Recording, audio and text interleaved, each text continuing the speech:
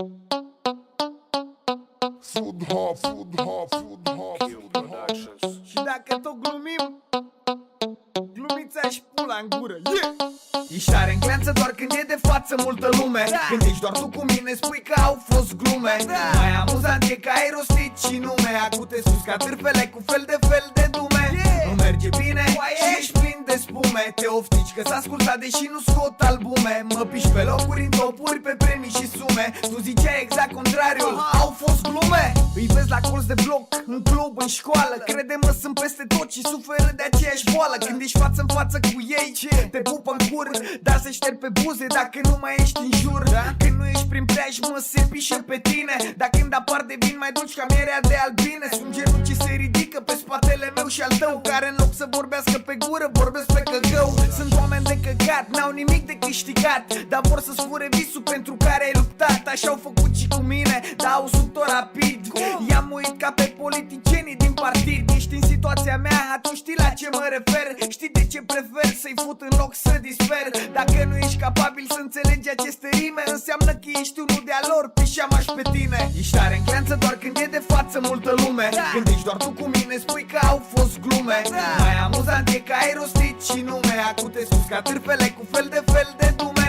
Nu merge bine și ești plin de spume, te oftici că s-a ascultat deși nu scot albume. Mă piși pe locuri în topuri, pe premii și sume, tu ziceai exact contrariul, au fost glume. Îmi vine să râd, dar am impresia că ești tâmpit. Ce morții tăi ți-am făcut să nu dormi liniștit? De ce ești pula în ziua? De ce te porți așa?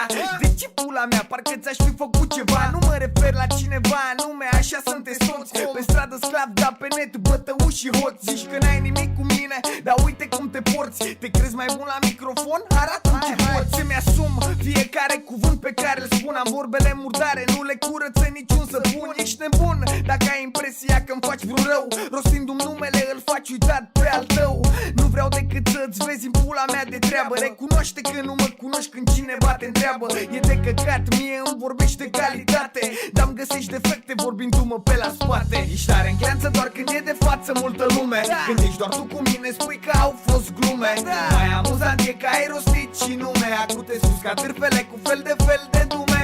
Nu merge bine și ești plin de spume, te oftici că s-a ascultat deși nu scot albume. Mă piși pe locuri în topuri, pe premii și sume, tu ziceai exact contrariul, au fost glume.